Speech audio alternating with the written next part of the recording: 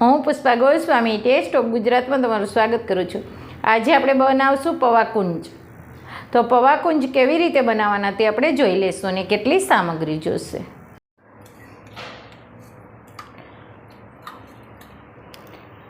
આપણે બનાવશું પૌવા કુંજ। પૌવા કુંજ બનાવવા માટે આ એક બાઉલ આપણે પૌવા લેવાના છે। આ જાડા બટેકા પૌવાના પૌવા આવે ને એ જ લીધા છે। એમાં આપણે અડધો બાઉલ રવો નાખી દઈશું। હવે એને છાશ નાખી અને બોરી દઈશું।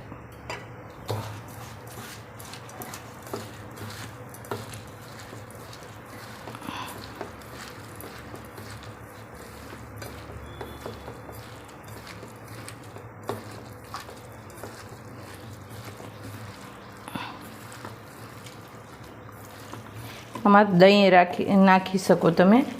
આ છાશ ખાટી હતી એટલે મેં છાશ વાપરી। છાશ થોડીક ખાટી હોય ને તો આ મસ્ત બને।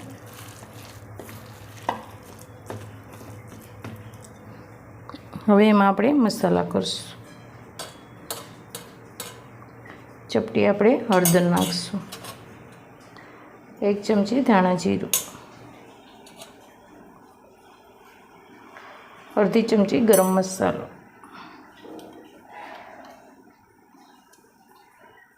ટેસ્ટ પ્રમાણે મીઠું નાખીશું, થોડાક ધાણા નાખીશું, મોટા મોટા સુધારેલા,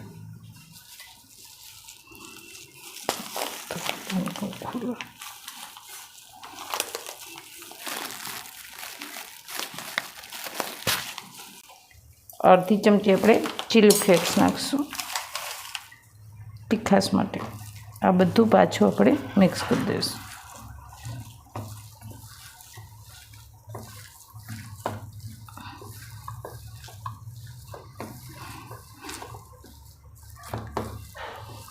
જો આપણો લોટ બંધાઈ ગયો, મસ્ત થઈ ગયો, આવું રાખવાનું।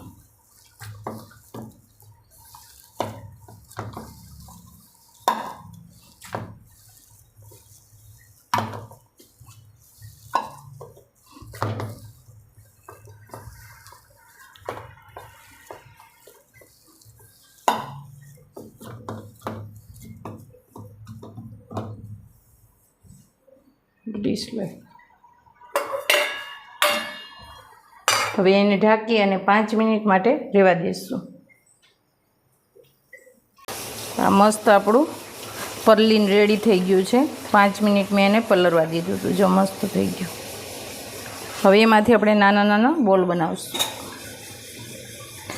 ને આપણે ઢોકળિયું પણ ગરમ કરવા મૂકી દીધું છે। આવી રીતે આમ કરી દઈએ તોય ચાલે, ટીકી જેવું। આપણે ડાયરેક્ટ ઢોકળિયામાં મૂકતા જ જશું એટલે ચડી જાય મસ્ત।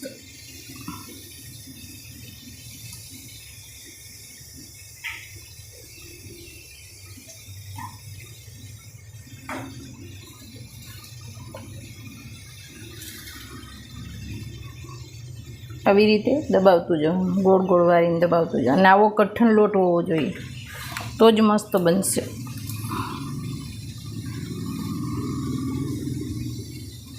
એકદમ કઠણ થઈ ગયો છે।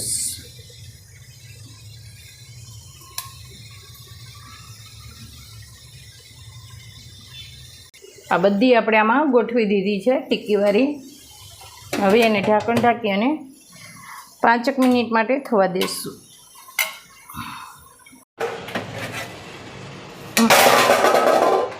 મસ્ત આપણા ચડી ગયા છે। હવે એને કાઢી લઈશું।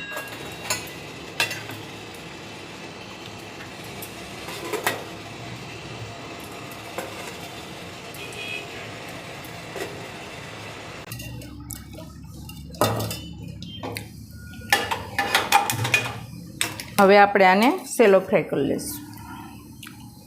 2 ચમચી જેટલું તેલ મૂકવાનું। તેલને થોડુંક ગરમ થવા દઈશું।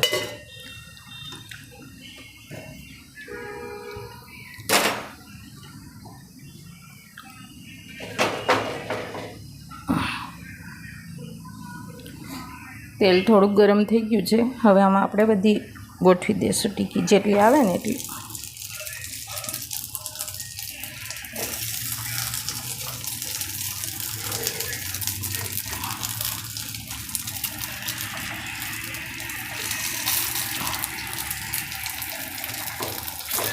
આપણે અત્યારે બધી આવી ગઈ છે. હવે થોડીક એને થવા દઈશું.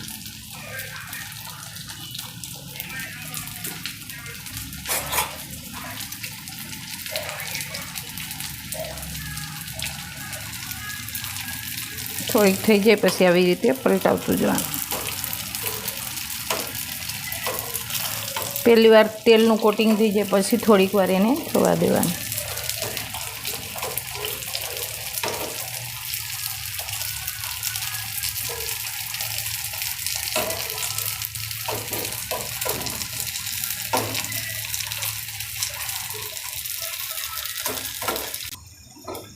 મસ્ત અસલ કડક શેકાઈ ગઈ છે જો બધી જ મસ્ત. હવે આપણે ગેસને બંધ કરી દઈશું. આમાં ખાલી 2 ચમચી એ તેલ ન જોઈએ. સેલો ફ્રાય કરો ને તરો ને તો તેલ વધારે લાગે એટલે.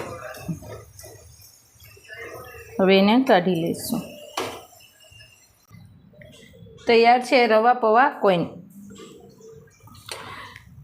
જો તમને મારી રેસીપી સારી લાગે તો લાઈક કરજો, શેર કરજો અને સબસ્ક્રાઈબ કરતા રહીજો. બેલ આઇકન દબાવીને રાખજો તો તમને આગળના વિડીયો મારા મળતા રહીએ. અને કમેન્ટ કરીને કહેજો કે કેવા લાગે છે તમને કોઈન.